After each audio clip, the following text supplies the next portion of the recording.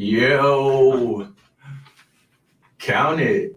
We in here. And we're live in person in studio. But we kept with the double box though.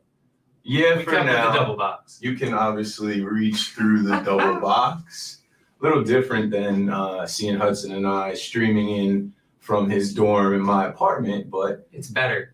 we are in the Bronx, New York at the John Boyd Media headquarters. We are about to do Talking Nets episode 124. I will jump into the chat on my MacBook and then we'll roll. This is a short episode today. Obviously, we're in the off season. We're coming down to the end of the off season. There is Just about a month left, right? I mean, we were talking about it before, like a month and 2 days. about a month until the season starts. And, this episode is titled, whoa. Don't need that. This episode is titled New York Needs the Nets. And we'll get into that in 1 second. Let me see. I want to get into the chat. I see Honor in the chat. Yo, what up, bro? And then I also need to retweet Talking Nets World and get some more people in here, and then we'll rock. Let's see. Talking Nets World. Talking Nets World exists because Talking Nets is suspended right now. Remains suspended. And Quote, let me see. Small setback for a big comeback, Keith. For sure. And I know we've been telling you guys for the last couple of weeks, we're working on some things. We're trying to get into the studio and, get rolling before the season starts. We're in the studio. We got to get the Twitter back, and then we'll be rolling for this 82-game run. It's a shame, though, because, I feel like most of this episode is going to be talking about Twitter. How ironic is that? Yeah, right? It's definitely going to be a heavy Twitter episode, and we don't have our 14,000 follower Twitter account, which is unfortunate, but it is what it is. It is what it is. Okay, so I see some people in the chat. Can I use the chat from here as Talking Nets? I think I can. Awesome. Yep, so we're in there.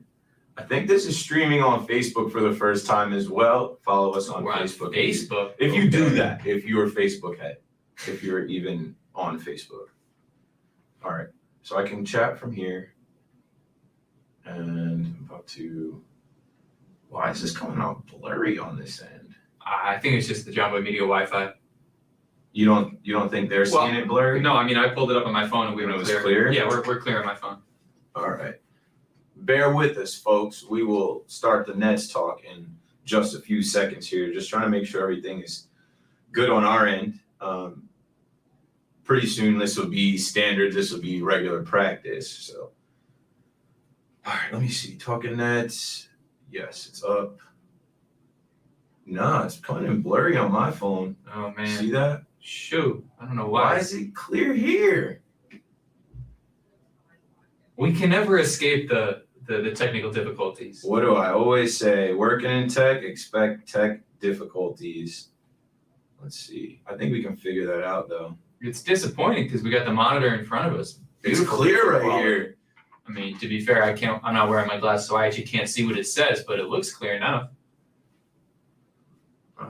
It's very clear looking at the monitor. It could be two things. I know that when you're going off Wi-Fi and you're not hardwired in, StreamYard is it doesn't come in as clear. So that might be what the issue is here, that we're going over Wi-Fi and not hardwired in, but that's clear right there. I'm literally. Well, but also sort of the other podcasts that film out of here. Yeah, the other podcasts are fine. How about that? Hey. Well, thank you all for bearing with us. If you want to send some questions in the chat now, it could be the time to do so. Obviously, the video quality isn't there, but the audio quality is. Now we're clear. Oh, now we're clear. Beautiful. Still sending questions, though. Wanted to. Thank you, owner. Thank you, Jared.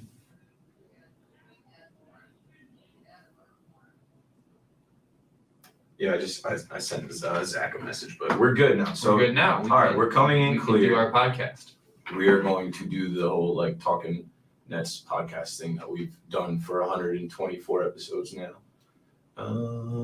Let's see. I think I'm lined up enough here. Yeah, we should be good. I seem pretty clear up in the middle. All right, now let's record on the Rodecaster. All right, here we go. Counting us in 5, 4, 3, 2, 1. Talking Nets, episode 124. It is Thursday, September 17th. We are about a month away from the start of the NBA season. And after watching the Giants last night, after watching the Yankees last night, after watching the Mets get swept, seems like to me, New York needs the Nets, a championship team, to bring a parade back to the city. We're going to talk about that today. We're going to talk about Twitter a lot. Our Twitter account is still suspended, but we're active on Twitter. We saw Kyrie. We saw Nick Wright. And also, there's a new Brooklyn Net. We signed a new guy today. We'll talk about that a little bit. Talking Nets. Let's get it. Brooklyn, we go hard. We go hard. Brooklyn, we go hard. We go hard. Yes, sir. Welcome back to Talking Nets, episode 124. Keith McPherson and Hudson Flynn joining you from the Bronx, New York, the John Boy Media headquarters. It's been a while. I think the last one we did here was April. It was a while ago. Finally got Keith out of Jersey. I mean, I'm here all the time. I go to Yankee Stadium every week or every time there's a homestand. I pull up in the office as well. And we plan to do more episodes coming to you from the office. Hudson goes to school not too far north of here, and I work here. So let's get into it. Starting off with the title of this episode, New York needs the Nets. Now, if you heard the intro, I talked about the New York Football Giants. If you watch that game and you're a Giants fan, I'm not a Giants fan. I'm a Giants fan. So I should pass it really to Hudson. Watching that game last night as a Cowboys fan, I was rooting for the tie. I was rooting for these guys to tie, go to overtime, tie again. It was a thrilling game, though. It was an entertaining game all the way down to the last second. But the Giants start off 0-2 again. That's 8 times in the last 9 seasons. And I read a stat today that the Giants are, their record in the last 4 seasons. It's bad. They're one of the worst teams in the league if you stack their record from the last 4 seasons. So Hudson Flynn, as a Giants fan, I know this is talking Nets, but this is going to segue us into the Nets. How do you feel about your Giants right now, starting off the season 0-2? It hurts. It hurts, but it hurts less. It hurts less because I'm not going to let Keith get up there and go on, a 10-minute soliloquy about how horrendous the Giants have been these last seasons. At the very least, the Giants don't have the expectations of going, 13-3, 14-3 every year, and then ending up, ultimately at like 6-10, 6-11, like a certain team based out of Texas does. So at the very least, this is not a surprise. We knew this was coming as Giants fans. It still hurts. It's still lame, but it just makes me happier to be a Nets fan because in terms of the teams I'm a fan of, all these New York sports teams don't really exist in the same stratosphere as your Brooklyn Nets.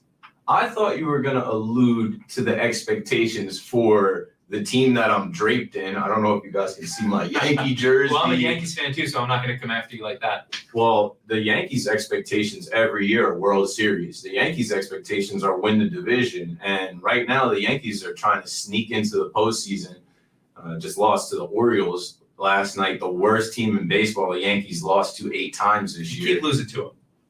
Can't beat the worst team in the league consistently, then how are you going to beat the best teams in the league when the postseason comes? Now, you Mets fans, I don't know if there's anybody watching that's a Mets fan. Shout out to Shea Station. Shea Station records right here in this studio. The Mets were riding high after taking the series from the Yankees, and then they go and get swept by the Cardinals.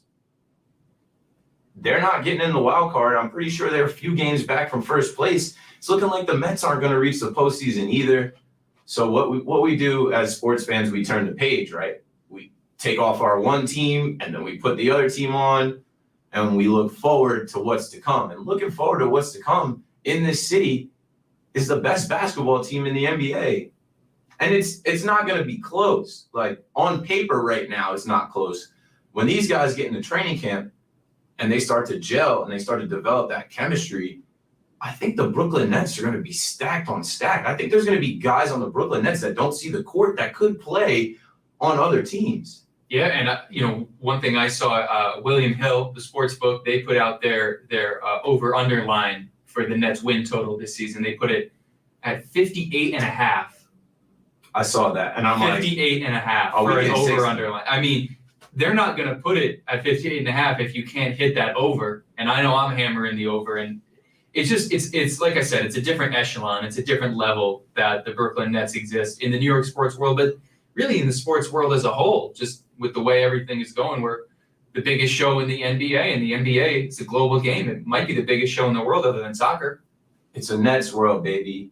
I'm telling y'all, once the Nets start this 82 game run, there's going to be more and more Nets fans. I know there's another team in Midtown, the Madison Squares. They should be all right, but they're not even going to be in the stratosphere of your Brooklyn Nets. We got a lot to look forward to. It's going to change quick, right? If both New York baseball teams are eliminated and don't get to the postseason, baseball is done. I'm thinking about back-to-back Octobers with no baseball in the Bronx. That's crazy to me. The Jets, we haven't mentioned the Jets. The Jets never had a shot. Like, if the Jets win 4 games this year, the Jets fans will be happy. The Giants starting off 0-2 with all of the hype, the acquisitions, the different things that have gone on, their quarterback being in his 3rd year. 6-11 incoming. It's happening. The 6-11 dream is still alive. They're not going to win a championship. I don't watch hockey. I know the Islanders are competitive and almost got there last year.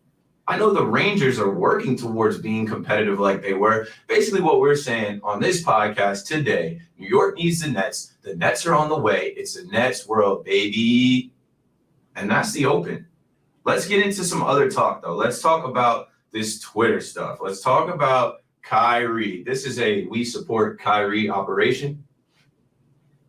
I see people out there always twisting this man's words. They're talking about Kyrie and this mask tweet, right? So a couple days ago on Twitter, September 15th, so 2 days ago, Tuesday morning at 11:21 a.m., Kyrie Irving writes, "My mask is off.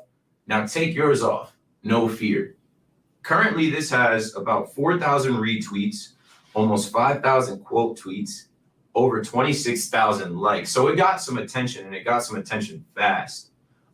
Anytime Kyrie says something, retweet, like, just because that's my dog and I like when he's active. I think the same went for like Talking Nets. Like when Hudson behind the 12, Talking Nets account. Absolutely. We got those notifications on. We might be, when we normally have the Twitter going, we might be his first retweet, first like. But it's not just us though. It's everybody. It's the media, and with that attention, with it being Kyrie Irving, comes the spin. Comes the spin doctors, comes the people coming in that are looking not just to slander the Nets, because that's a fun thing to do. Everyone likes hating on the great teams, but Kyrie being Kyrie, with all of the history that exists with him, the animosity with the media, all of these things, he's become one of the most hated athletes in the NBA, probably alongside Kevin Durant. And we knew what was coming. They saw that he said mask off, no fear, and they made it immediately into a political, anti-masker issue, and that really set things off on Nets Twitter for the week. Now, there's a lot going on, obviously, with COVID and, masks and children having to wear masks in schools and vaccinations and all this. I knew that tweet had nothing to do with COVID. Absolutely not. It never did. It never had anything to do with COVID. Kyrie speaks in metaphors. He's a flat earther. He's a deep thinker. Use your third eye. Why would he be talking about a mask when we just saw him at the LA Sparks game? If you follow us on Instagram, I posted the picture of him courtside at the LA Sparks game over the weekend. He's wearing a mask. There are people in the photo like behind him that aren't wearing masks. And then we also saw him in West Orange at More Than a Run. He was wearing a mask at his own event, his own thing. So it had nothing to do with the mask. He had to double down, though. He had to clarify. He had to go back because Twitter was in a frenzy. And he says, mask off means you stop being something you're not and stop lying to yourself. It's the moment you discover the real you and can walk around with no fear in a society that shows a lot of the masks people wear to hide who they truly are. And then under that, he puts a star and he says, nothing COVID rule related. Relax with the, wish fingers crossed sign. Kyrie usually doesn't have to double down on what he said or clarify what he said, But he usually just lets people, run with their narratives is usually the way he takes it. Right. But he did it that time because I think, this is a serious matter and he didn't want there to be any confusion that like in September of 2021, he's telling people to take their masks off, no fear. That ain't got anything to do with it. Especially with all the money and stuff he's given to people and communities, all the food that he's donated to people affected by COVID. Like he was not messing around with that, but the clown show continued, Keith. The clown show always continues, and that's a perfect way to segue into our guy. That's not our guy. Not our guy. Absolutely not. I actually don't want to say our guy. I actually have met him. When FS1 started, first things first, they did like a pop-up outside right on 6th Ave, and I was able to meet Nick Wright. Not our guy, but this guy, Nick Wright, writes a tweet. And my first response to this tweet was, why is this a tweet? So if you're ready for an empty tweet, I'll read it to you. It goes like this. @GetNickWright. Some NBA news. There are a handful of Kyrie trades that potentially make sense for the Nets. Kyrie's agents have made it known that Kyrie would simply retire from the NBA if Brooklyn were to trade him. What's the point of that tweet? What he started off the tweet with some NBA news, and there was no news in that tweet. Say less, do less. And this is this guy's shtick, right? Like I almost am annoyed that we're talking about it on the podcast. Like we have to, not a big news day in the Nets community, but this is what he feeds off of. He's like a worse Skip Bayless, who's already a worse Stephen A. Smith, who we already don't like. He's this third tier, third rate kind of guy that just thrives off of like negative energy in the sports world.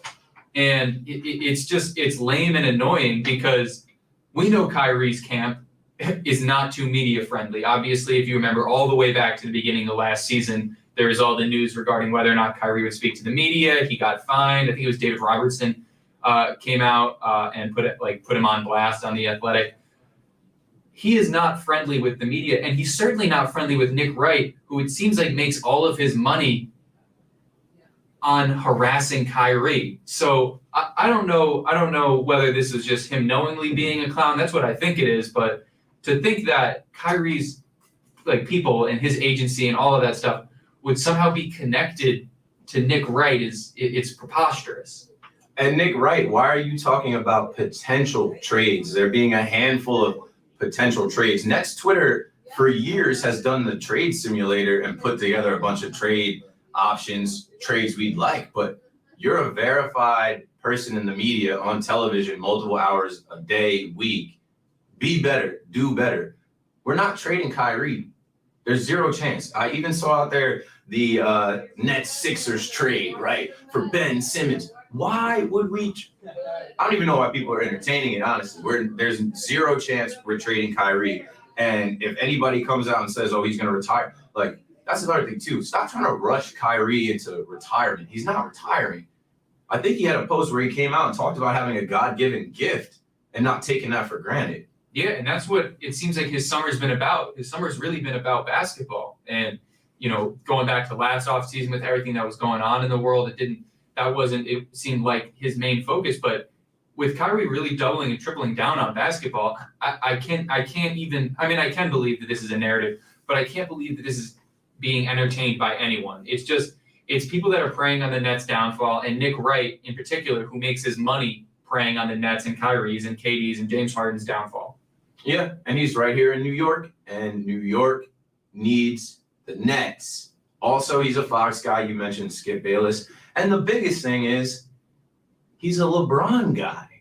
He's the biggest LeBron guy. He's always been on LeBron's, So, of course, the history with Kyrie leaving, I feel like he's always got it out for Kyrie. And he got a reply out of Kyrie. That's another thing. Kyrie's been active. You want smoke? Like, he's actually been replying. So he just replied with a GIF with the hands of a puppet, and he writes the puppet, and Nick Wright comes back and says, Kyrie, if you're saying you didn't say you'd retire if you were traded, then your beef is with your representation, not me, because you and I both know that's what they've told people. Bruh, your tweet didn't start with Kyrie's reputation or representation. Your tweet started with some NBA news. And now when we're talking about Kyrie's representation, he was with Roc Nation and just left Roc Nation. So he's got new representation, and we don't really know too much about it, but you did hear there was some issues with his new Nike sneaker and what was released versus what, like, we've seen him actually, he was courtside at the LA Sparks game in new Kyrie Nikes. So I don't know.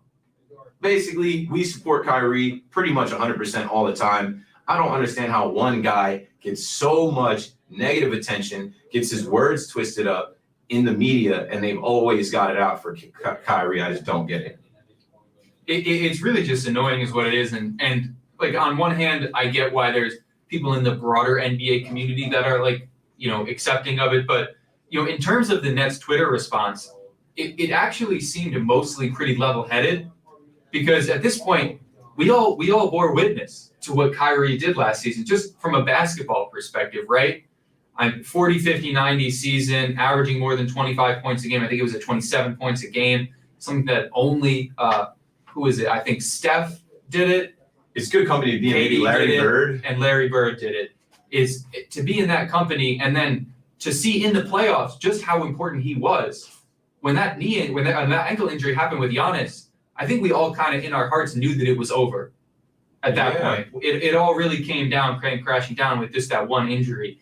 So to think that there is any conversation about Kyrie getting traded or retiring it's patent nonsense, and I think we should stop talking about it. And we will stop talking about that and move on to Devontae Cacok. I looked up the pronunciation. I had to make sure.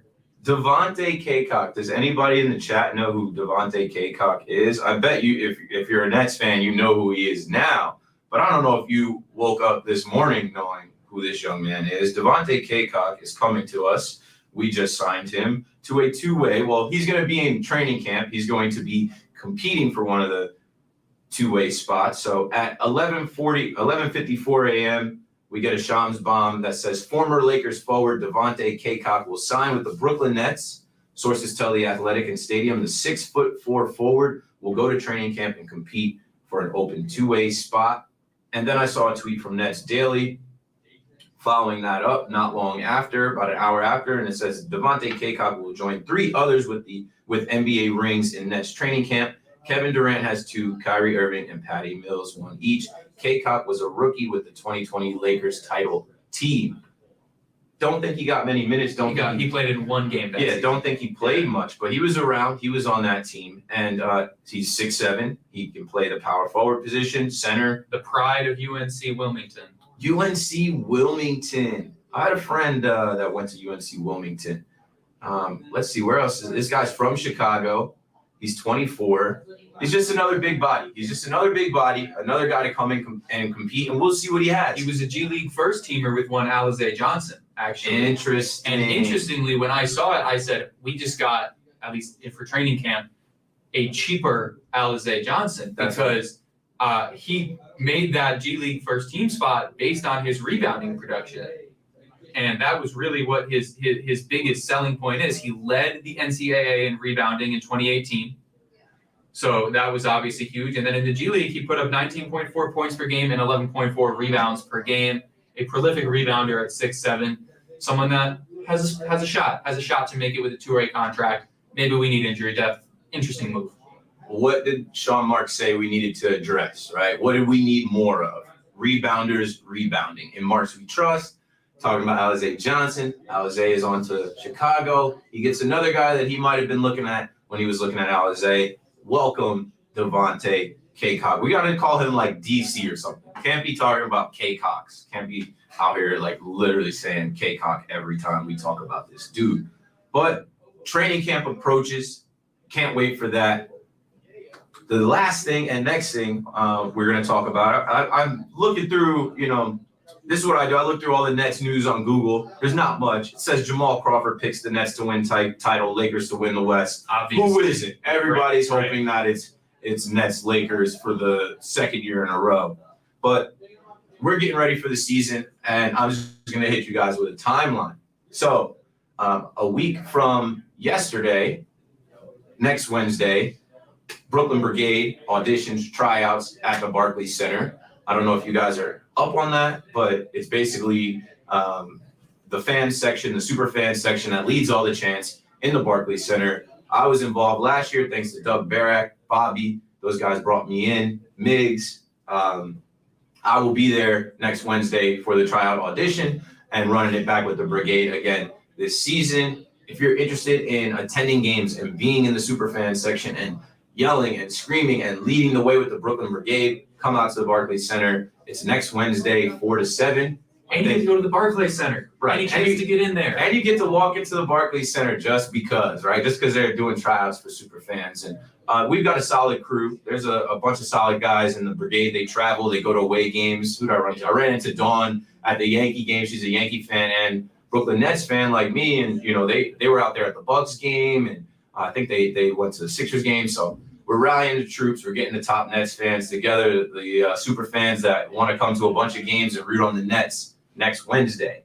Then after that, next Tuesday in San Diego, the Brooklyn Nets will open training camp to start the 2021-22 season. I wish there was some way for us to get a live feed into this training camp. In my mind, I view training camp with this team as like the dream team practices that we saw in that documentary that airs on NBA TV all the time about these guys like sparring and going at each other. I'm hoping that that type of energy is what goes on with the Brooklyn Nets.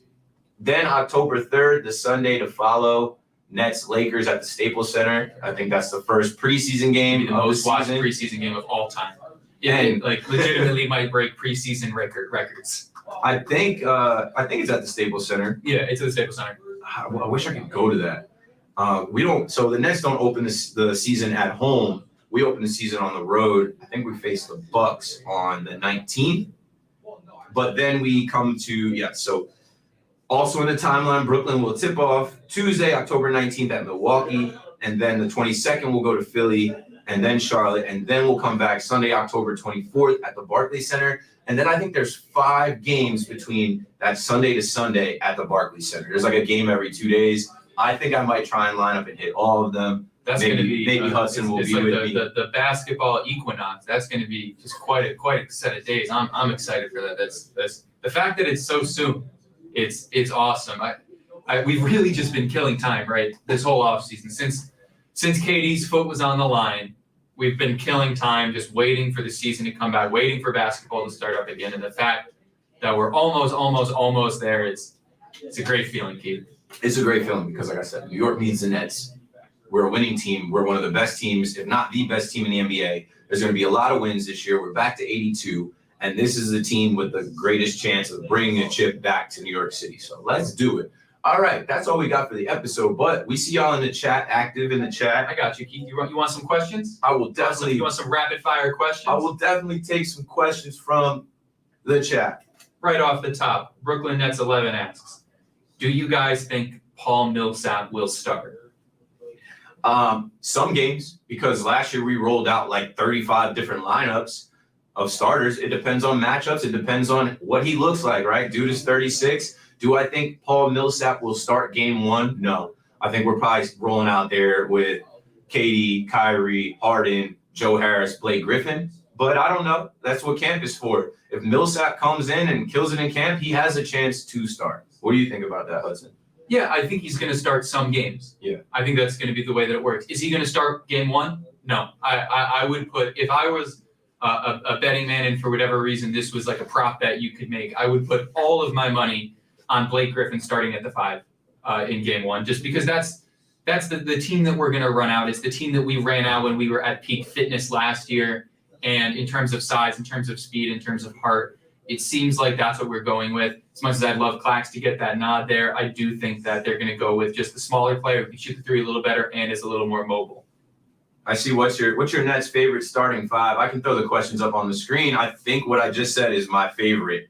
Nets starting five for next year. KD, Kyrie, Harden, Joe Harris, Blake Griffin. I just think that's firepower, and I don't think there's a better starting five in the NBA when you go through those names. It's flamethrowers. That's all that it is. And then, but think about the next unit though, right? I mean, let's just take a moment Right behind to them. revel in the Nets squad, right? Mm-hmm. Patty Mills coming out, Nick Claxton coming out, Mm-hmm. Paul Millsap, like the whole the team. that Maybe we have. Cam Thomas. Cam Thomas at the shooting guard next to Patty Mills. I cannot imagine. I mean, just think about it. Patty Mills was, I believe, 4th in the NBA in catch and shoot 3-point percentage. If Cam Thomas can go out there and learn to pick his head up a little bit and find these shooters while he's driving to the basket, the Nets are just so lethal. They're so deep. The New York needs the Nets, and if you ever needed a team, this is like the best team to need. It's just so deep, it's ridiculous. LaMarcus Aldridge is also on this team. Don't forget about LaMarcus Aldridge coming back to get his. Next question from our guy, Onur. Can we stay healthy for the whole season? No NBA team absolutely stays not. healthy for the whole season. We're back to 82 games. What I think is the Nets saw the error in their ways last year, right? We traded all our depth, they said, to get Harden. And honestly, trading all of those players to get Harden, we let go of 4 players in the Harden deal.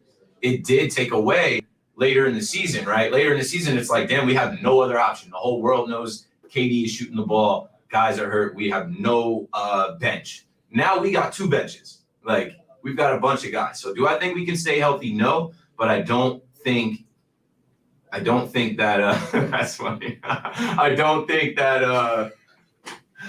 it's gonna matter. I think we've got plenty of depth. Not all of these guys that are on the roster are gonna make the roster. So the troll that trolls us and is in the chat as Hudson Flynn goes, who's gonna tell him it's not Thursday? It's Friday. It's Friday. My bad. I think I opened up the episode and said it was Thursday, but like none of that matters. Keith, that was me. That one was actually me. Oh, that was Hudson from his actual account. Where's the Hudson troll? I'm used to The Hudson Troll isn't here today. I'm kind Interesting. of disappointed. I'm disappointed that they're Did I absent. block them? Did I block them? I don't think I I blocked thought you just muted them, man. I hope they're still here. To the Hudson Troll, I hope you can make it. Well, that's all we got. It's time to wrap up. Short episode today, Friday. Enjoy your Friday. Happy Friday. Make sure you subscribe if you're not subscribed. Click like and do all that stuff that they tell you to do on YouTube. Follow us at Nets or Talking Nets World. We're working on getting the Talking Nets Twitter back, but right now we have Talking Nets World, no O, just WRLD, and that's going to hold us over until we can get these guys at Twitter to figure some stuff out. We got 2 more questions, actually. Do you guys think Marks gets Kyrie's extension done? I do. I don't know when. I don't know if it's before the season tips off, like some people were Sometime saying. in the next month, though. I think it's sometime within the next month. Do you think either of the rookies carve out a role in year 1? I think Cam Thomas absolutely, because he's just a walking bucket. I would love to see Day'Ron Sharpe because I think he's got like ridiculous potential as a big in this current NBA. But Cam Thomas is a walking bucket. Like, you need a guy like that off the bench that can come in and get points. We need it when KD sits down, when Kyrie sits down. We need a guy like that can create his own shot. So that's coming. I mean, with the reality that we are going to see a lot of load management this year as well, and that load management is going to sap quite a bit of our scoring production. I mean, if we have KD, Kyrie, and Harden all averaging 30 points, you lose one of those players, you lose 30 points, right? Cam Thomas might be the only other player on this team that I can imagine dropping 30 points and like having good odds to do that in a role where you don't have all 3 superstars. We've seen Joey Buckets do it, but that's shooting off the ball. We've seen Patty do it, but again, that's a lot of more off-ball shooting and mostly in the Olympics. Mm-hmm. I think Cam Thomas can legitimately drop 30 in a game for the Nets this year. And look out for this, right? It's 82 games again. We're back to our regularly scheduled programming. In the beginning of the season, do not expect 40 minutes out of our superstars. There are young guys on this team with young, fresh legs for a reason. In some of those early games against lesser competition, you might see a guy like Cam Thomas go off for 20 points, and that would be awesome. All right, that's all we got. Subscribe, rate, review the pod. If you want to be on the pod, call the voicemail. It's 201-870-0461. That's all we've got. Make sure you follow us, like I said, at the new account. Obviously, we're on YouTube, Facebook, Instagram at Talking Nets.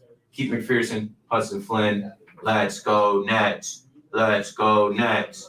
Brooklyn.